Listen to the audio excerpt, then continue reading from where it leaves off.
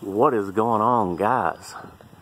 We got us some good sunglass wearing weather, and you know Shannon likes to wear his sunglasses even at night. Old Ted got that started and it just kind of stuck, so most people kind of refer to me as Shannon. I wear my sunglasses at night. I definitely need them today out in the sun, but guys, I'm going to do a real quick video, and I might not have found the best capacitor in the world, but I sure as hell have found the worst capacitor, and it is these SUPCOs right here.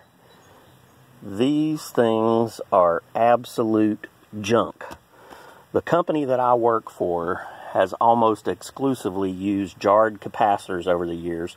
We're a Linux dealer, so we also use a lot of Linux capacitors, and we used to use Mars 2 capacitors back in the day, and those were some of the best capacitors ever made. I've got a lot of those still on units, and they are fully charged. They're not a bit weak. But I guess our guy that orders our supplies must have got a good deal on some of these things last year, because he got some of these in at the beginning of last year. Most of them were these smaller ones that we've been putting on blower motors. He got a few dual run capacitors that we put on some condensers, and I have been changing these things left and right, and they're under a year old, and the failure rate is just unbelievable on these things. I've never seen this kind of failure rate in 18 years of doing this, and they're not just a little low, they're real low. This one right here was on a twinned up American Standard system at a church. Two furnaces side by side, identical furnaces. They were twinned up. I checked the other furnace first, and it came up 15 microfarads. It was fine. So I switch over to this one, and I was doing it under a load because the power control for the furnaces was on an old breaker and an old panel box. And you know what happens when you start flipping them old breakers off. Sooner or later, they're going to go bad, and then you've got a callback. So I try not to do that any more than I have to, but when I pulled my load on this one, the amp draw was totally different than the other one. If I remember correctly, I think the other one came up at like 2.11, and then this one came up at like it was 0.71, I think is what it came up as. So when I calculated the math, it looked like it was a 7.5 capacitor. And I was like, wait a minute, no, I know these are 15 microfarad capacitors because I write that on the side of all my units. I've just made a habit over the years that any unit I lay a finger on, I take a Sharpie and I write the capacitor size somewhere, like on the blower assembly.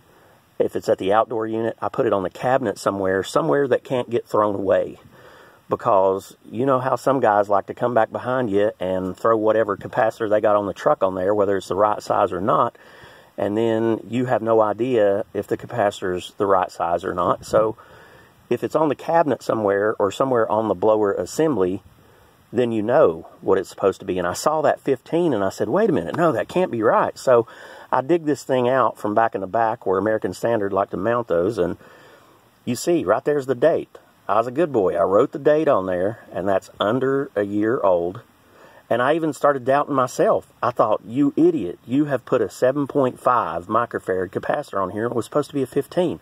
But you can clearly see it's a 15 microfarad. And then I thought, well, maybe these are 370s. And I've been putting 370s on 440 systems, but nope. They are good for 370 or 440. So I'm like, okay. It is what it is. I'm seeing what I'm seeing. And look how low this freaking thing is. This is, you know, under a year old. And there we are. We're already reading 7.4. I mean, that has lost half its charge at under a year old. I've replaced a lot of them that were only 6 months old. And then here's another meter. This little multimeter I just keep right with my capacitors. And